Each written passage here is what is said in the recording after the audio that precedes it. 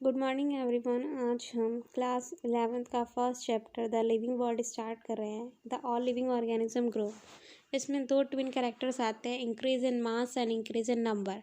फिर आती है हमारी properties of living organism. The first है all living organism grow and this growth by cell division occur continuously throughout their life span. जो plants होते हैं उनमें सेल डिवीजन पूरी लाइफ होती है, लेकिन एनिमल्स में जो क्या होता है कि जो ग्रोथ होती है एक सर्टेन एज तक होती है। फिर आते हैं हमारे majority of higher animals and plants growth and reproduction है म्यूचुअली एक्सक्लूसिव इवेंट। जो क्या होता है प्लांट और एनिमल्स में ग्रोथ और रिप्रोडक्शन एक इवेंट्स की तरह होते हैं। फिर आता है सबसे इंपॉर्टेंट फैक्टर हमारा ग्रोथ।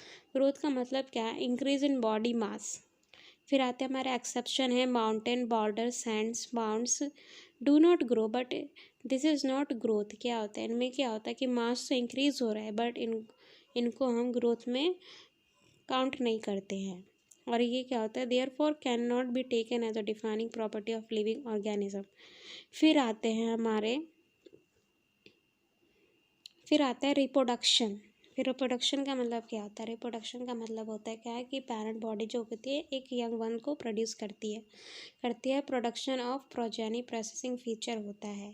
सेक्सुअल रिप्रोडक्शन में क्या होता है? इसमें दो, एक मेल एंड फीमेल की ज़रूरत होती है और वो क्या करते हैं? एक न्यू यंग वंस को प्रोड्यूस करें। जो पेरेंट्स होते हैं इनवाइब्रल होते हैं, इम्पल्सिटी होते हैं। फिर आता है ए सेक्सुअल रिप्रोडक्शन। ए सेक्सुअल रिप्रोडक्शन में एक पेरेंट की ज़रूरत होती है। फंगी जैसे फर्स्ट है हमारा एग्जांपल फंगी होता है, मल्टीप्लाई होता है, स्प्रेड होता है, easily million of A sexual spore बनाता है और प्रोड्यूस करता है। फिर आता है हमारा बर्डिंग। बर्डिंग में क्या होता है? इसमें एक पैरेंट बॉडी होती है, पैरेंट बॉडी के ऊपर ही बर्ड ग्रो होता है। वो पैरेंट बॉडी से न्यूट्रिशंस लेता है और फिर जब ग्रोथ होने के बाद, एडल्ट होने के बाद उनसे अलग हो जाता है। इसके एग्जांपल ईस्ट एंड हाइड्रा। फिर आता है हमारा फर्मेंटेड क्या होता है? इसमें क्या होता है कि जो बॉडी होती है टुकड़ों में टूट जाती है और वही टुकड़े क्या ग्रो हो जाते हैं एक न्यू यंग वंस में। इसका एग्जांपल है प्लेनेरिया। इसे हम टू रीजनरेशन कहते हैं। फिर आता है हमारा ग्रोथ एज इक्विवेलेंट।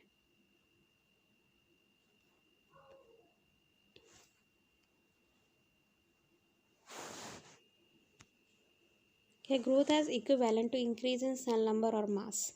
जो ग्रोथ होता है वो इक्विवेलेंट होती है इंक्रीज इन सेल नंबर और मास के। जो नॉन लिविंग ऑर्गेनिज्म होते हैं वो प्रोड्यूस कर सकते हैं एंड रेप्लिकेट्स कर सकते हैं खुद से। फिर आता है थर्ड पॉइंट है लाइफ इज़ मेटाबॉलिज्म।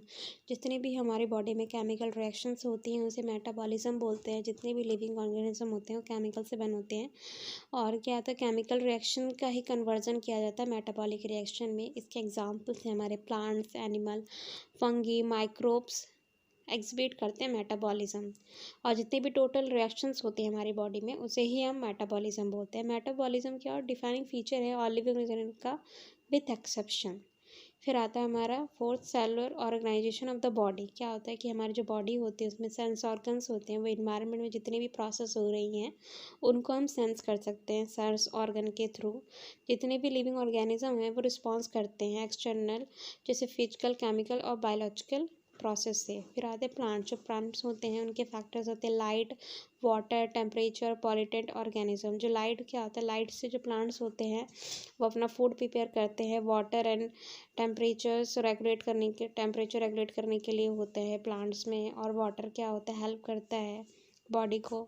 जो ह्यूमन होता है वो सेल्फ कॉन्फिडेंस होता है। ह्यूमन की एक यूनिक प्रॉपर्टी है सेल्फ कॉन्फिडेंस की। फिर आते हैं जो क्या होता है जो सीजन ब्रीडर होते हैं, जो सीजन में रिप्रोडक्शन करते हैं, तो जो फोटो पीरियड होता है उनको अफेक्ट करता है। फिर आते हैं कॉन्सिनेंस। जो जितने भी ह्यूमन बींग्स हैं वो अपने आप से अवेयर हैं तो उसे कॉन्सिनेंस बोलते हैं। एक एग्जांपल है हमारा जो पेशेंट होता है कोमा में, जो उसका ब्रेन जो होता है वो डेड होता है तो वो ना लिविंग है तो नॉन लिविंग होता है, वो बीच में हो जाता है जैसे हमारे वायरस होते हैं। फिर इंटरेक्शन क्या है? इंटरेक्शन जो होता है हमारा इमर्जेंट प्रॉपर्टी है। फिर आते हैं एक इम्पॉर्टेंट पार्ट है इसका, जो living organism past, future, present से लिंक होते हैं। जो जितने भी लिविंग ऑर्गेनिज्म अर्थ में प्रेजेंट है वो किसी ना किसी तरह से एक दूसरे से जुड़े हुए हैं और वो क्या शेयर करते हैं? अपना कॉमन जेनेटिक मटेरियल। और जेनेटिक मटेरियल सबसे इम्पॉर्टेंट है और बट इन वेरी डिग्रीज पे। हमारा लेक्चर आज यहीं ख़त्म होता है।